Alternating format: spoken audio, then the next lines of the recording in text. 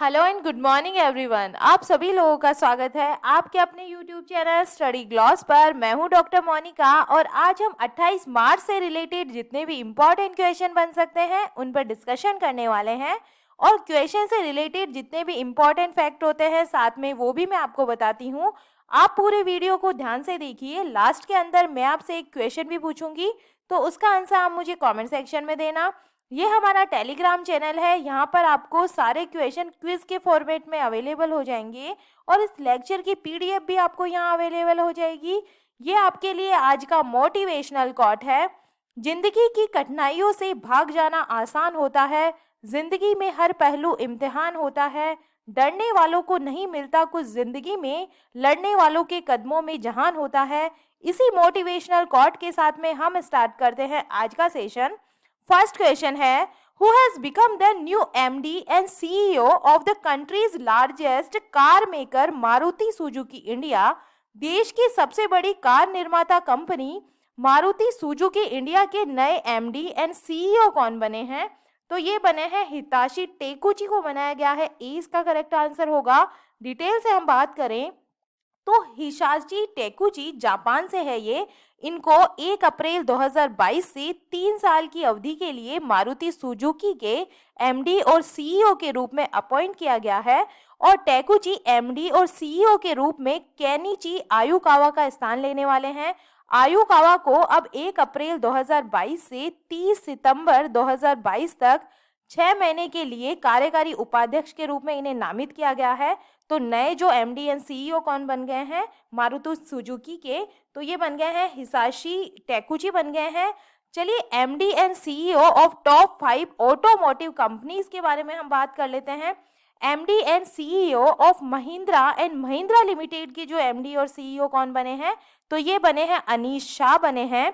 CEO of Jaguar land rover automatic company, तो ये कौन बने हैं? ये बने हैं थियरी बोलेरो बने हैं। President and CEO of Honda cars India, तो ये कौन है? ये है तकुआ त्सुमुरा है। ये लास्ट करंट अफेयर में हमने पढ़ा था। CEO of Nissan motor company limited, तो ये कौन बने हैं? मकोतो उचिदा बने हैं। Ford motor company president and CEO कौन है? तो ये है Jim Farley. Second number question है, when is the international day 2022 observed in memory of the victims of slavery and the transatlantic slave trade, गुलामी और ट्रांसलांटिक दास व्यापार के पीड़ितों की स्मृति में अंतर्राष्ट्रीय दिवस 2022 कब मनाया गया है? तो ये मनाया गया है 25 मार्च को। डी इसका करेक्ट आंसर होगा। और इस डे के बारे में हम डिटेल से बात करें तो नस्लवाद और पूर्वाग्रह के खतरों के बारे में जागरूकता बढ़ाने के लिए हर साल 25 मार्च को गुलामी और ट्रांसलांटिक दास व्यापार के पीड़ितों के स्मरण का अंतर्राष्ट्रीय दिवस ये मनाया जाता है। और ये जो दिन है ये न्यूयॉर्क में यूनाइटेड नेशन के जो हेडक्वार्टर है और दुनिया भर में जो संयुक्त राष्ट्र कार्यालयों में समारोह और गतिविधियों के साथ में ये मनाया जाता है। और इस बार की थीम रखी गई है साहस की कहानियां, दास्ता का प्रतिरोध और जातिवाद के खिलाफ एकता। इस बार की थीम रखी गई है। चलिए टॉप 5 डेज के बारे में हम बात कर लेते हैं। When world oral health day हमने कब मनाया है? ये मनाया है हमने 20 मार्च को ये मनाया है। और इसकी थीम रखी गई है be proud of your mouth. इस बार की थीम रखी गई है। When is world down syndrome day celebrated? ये हमने मनाया है 21 मार्च को। और इस बार की थीम रखी गई है समावेश का मतलब। इस बार की थीम रखी गई है। When is world sleep day 2022? तो ये सेलिब्रेट किया गया है 18 मार्च को। और इसकी थीम रखी गई है क्वालिटी स्लीप, साउंड माइंड और हैप्पी वर्ल्ड। इस बार की थीम रखी गई है।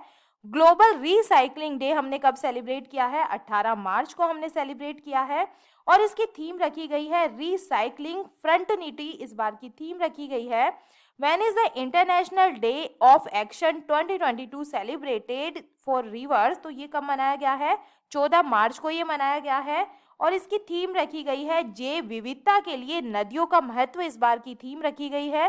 थर्ड नंबर क्वेश्चन है, who has joined the international advisory board and Dun and Bradstreet? Dun and Bradstreet के अंतर्राष्ट्रीय सलाहकार बोर्ड में कौन शामिल हुए हैं? तो ये हुए हैं रजनीश कुमार को शामिल किया गया है। 20 का करेक्ट आंसर होगा। भारतीय स्टेट बैंक के पूर्व अध्यक्ष Rajnish Kumar Dun and Bradstreet के अंतर्राष्ट्रीय रणनीतिक सलाहकार board of data and analytic में शामिल हो गए हैं।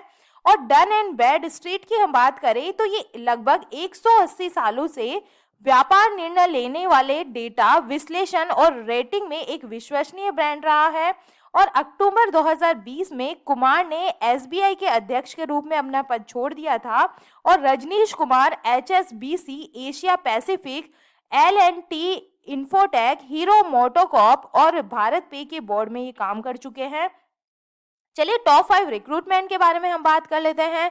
The new deputy chief of army staff of the Indian army, तो ये कौन बने हैं?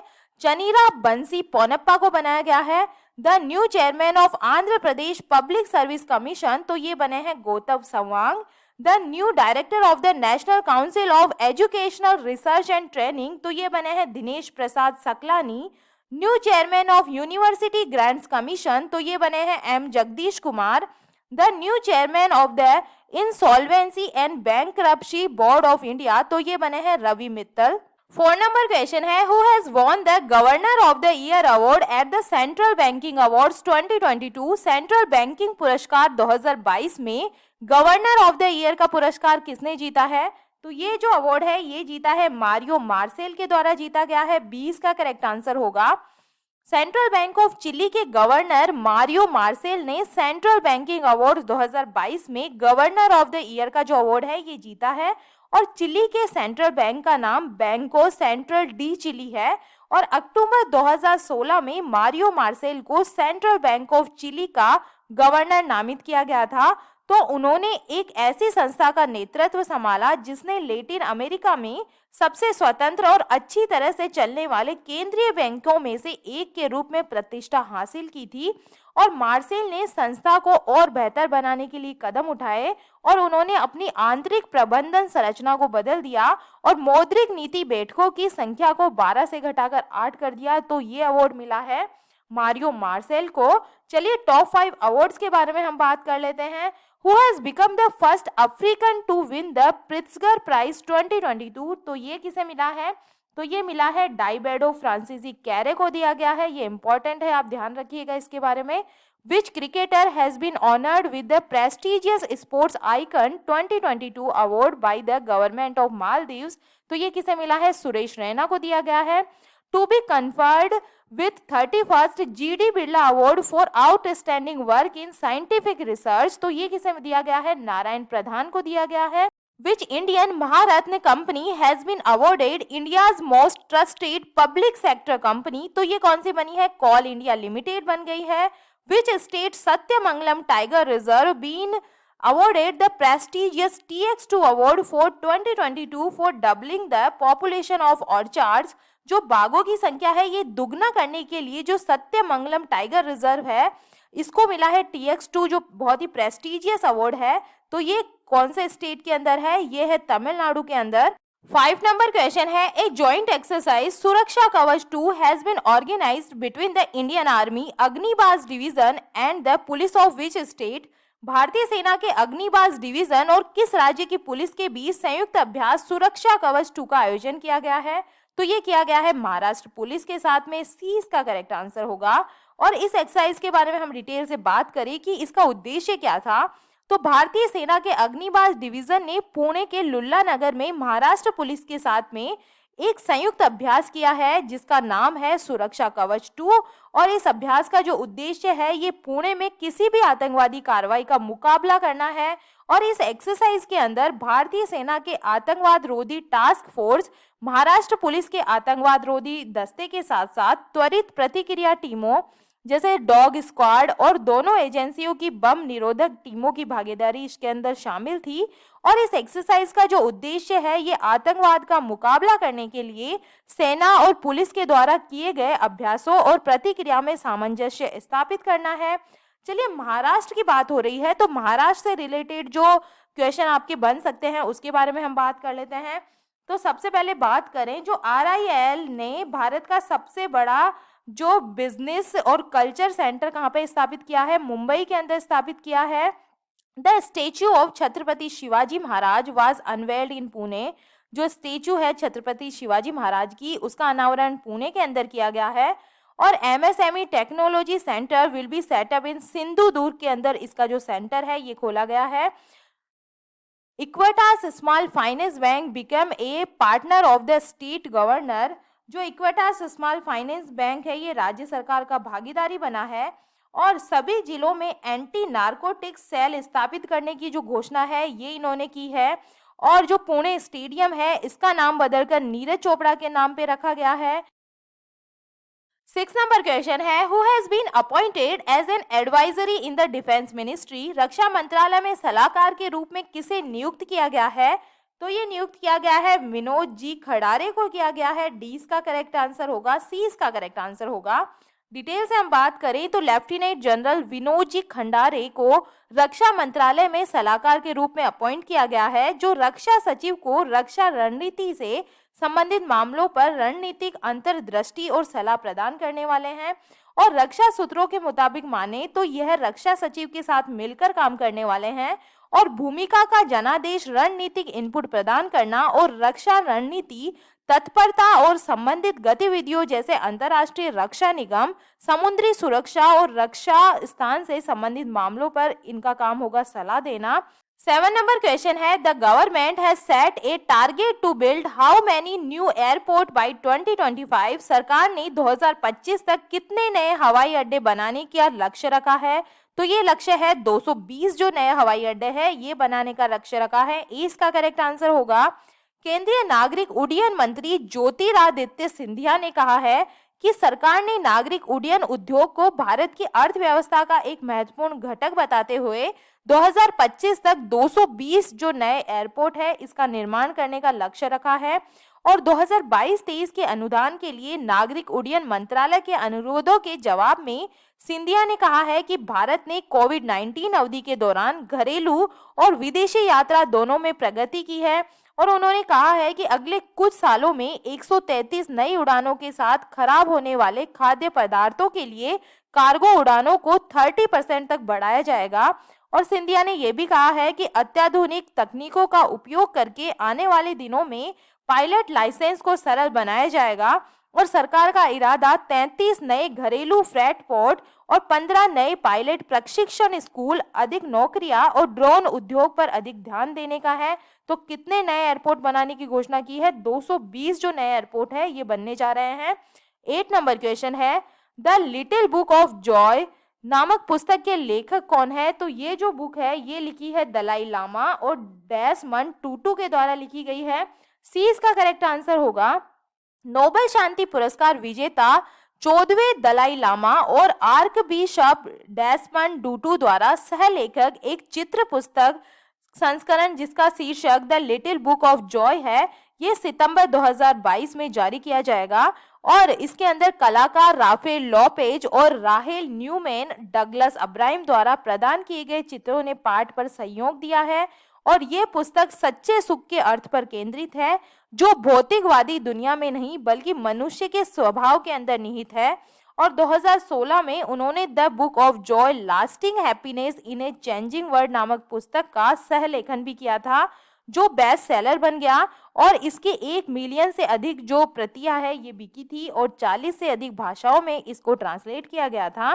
चलिए यहाँ पे बुक्स की बात हो रही है तो टॉप बुक्स के बारे में हम जान लेते हैं। द मिलेनियल योगी जो बुक है ये दीपम चटर्जी के द्वारा लिखी गई है। ए नेशन टू प्रोटेक्ट जो बुक है ये प्रियम गांधी मोदी के द्वारा लिखी गई है। और flight of A labouring child जो बुक है ये मिथिलेश तिवारी के द्वारा लिखी गई है। द ग्रेट टेक गेम जो बुक है ये अनिरुद्ध सूरी के द्वारा लिखी गई है। ए हिस्ट्री ऑफ श्री निकेतन जो बुक है ये उमादास गुप्ता के द्वारा लिखी गई है। A little boy of India जो बुक है ये रस्किन बॉन्ड की बुक है। इंडोमिटेबल जो बुक है ये अरुंधति भट्टाचार्य के द्वारा लिखी गई है। ममता बियॉन्ड 2021 जो बुक है ये जयंत घोष के द्वारा लिखी गई है। 9 नंबर क्वेश्चन है, TCS has partnered with which IIT to launch M.Tech in industrial AI।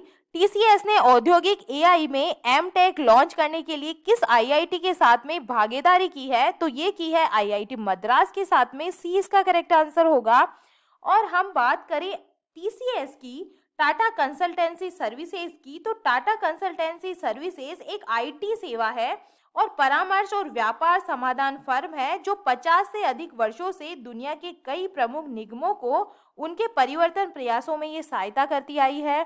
चलिए इसके बारे में हम डिटेल से बात करें तो Indian institute of technology Madras ने टाटा कंसल्टेंसी सर्विसेज के साथ मिलकर औद्योगिक एआई पर एक वेब आधारित उपयोगकर्ता के अनुकूल कार्यक्रम की पेशकश की है, जिसका उद्देश्य है कर्मचारियों को अपस्किल करना और एआई अनुप्रयोगों को औद्योगिक चिंताओं में शामिल करना है। और IITM 18 महीने का कार्यक्रम प्रदान करने वाला है, जिसे TCS के सहयोग से आभासी कक्षाओं के माध्यम से पूरी तरह से ऑनलाइन लाइव शिक्षण पद्धति में इसको डेवलप किया गया था। और TCS के छात्र कार्यक्रम के शुरुआत समूह में शामिल होने वाले हैं। 10 नंबर क्वेश्चन है, where has RBI governor Shaktikanta Das inaugurated RBI-H? RBI governor Shaktikanta Das ने RBI-H का उद्घाटन कहां पर किया है? तो ये जो उद्घाटन है, इनोग्रेशन है, ये हुआ है बेंगलुरु के अंदर। 20 का करेक्ट आंसर होगा। RBI गवर्नर शक्तिकांत दास ने बेंगलुरु में रिजर्व बैंक इनोवेशन हब का उद्घाटन किया है, जिसे वित्तीय नवाचार को बढ़ावा देने और पोषित करने के लिए 100 करोड़ रुपए के प्रारंभिक पूंजी योगदान के साथ में स्थापित किया गया था। और केंद्रीय बैंक के अनुसार हब के पास एक स्वतंत्र बोर्ड है, जिसमें सेनापति गोपाल कृष्णन अध्यक्ष और अन्य उल्लेखनीय लोग उद्योग और शिक्षाविदों के सहयोग में रूप में काम करने वाले हैं। और RBI-H की जो स्थापना है ये 2013 के अंदर कंपनी अधिनियम के तहत एक धारा 8 व्यवसाय के रूप में की गई थी, जिसमें 100 करोड़ रुपए के प्रारंभिक पूंजी योगदान के साथ एक दीर्घकालिक संस्थागत सेटिंग में वित्तीय नवाचार को प्रोत्साहित करने और विकसित करने के लिए इसको स्थापित किया गया था। तो इसकी स्थापना हुई थी 2013 के अंदर। और RBI-H का इरादे की बात करें तो एक ऐसा पारिस्थितिक तंत्र बनाना है जो देश के कम आय वाले लोगों के लिए वित्तीय सेवाओं और सामानों तक पहुंच को बढ़ावा दे। चलिए कल के जो करंट अफेयर है 26 मार्च के, उनको हम जल्दी से रिवाइज कर लेते हैं।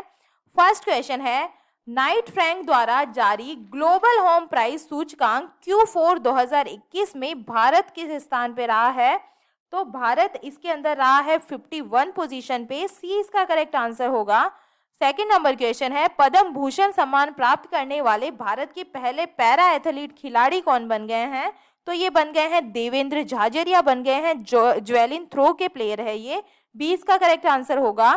थर्ड नंबर क्वेश्चन है, कार्बन न्यूट्रल खेती के तरीकों को शुरू करने वाला भारत का पहला राज्य कौन सा बन गया है? तो ये बन गया है केरला बन गया है। सी इसका करेक्ट आंसर होगा। फोर्थ नंबर क्वेश्चन है, विश्व क्षय रोग दिवस 2022 कब मनाया गया है? वर्ल्ड ट्यूबरक्लोसिस डे कब मनाया गया है? तो ये मनाया जाता है 24 मार्च को। 5 नंबर क्वेश्चन है, Anfield barrels India's oil story नामक पुस्तक को किसने लिखा है? तो ये जो बुक है ये लिखी गई है ऋचा मिश्रा के द्वारा। ए इसका करेक्ट आंसर होगा।